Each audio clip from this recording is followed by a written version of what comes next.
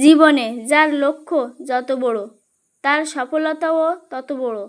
তাই নিজের লক্ষ্য বড় করে সফল তুমি হবেই। যে চেষ্টা করে সেই কখনো হেরে যায় না। তাই কখনো হাল ছেড়ে দিও না। সামনে এগিয়ে যাও, সফলতা আসবে। যেদিন তুমি নিজের হাসির মালিক হবে, সেদিন পর থেকে কেউ আর তোমাকে কাঁদাতে পারবে না।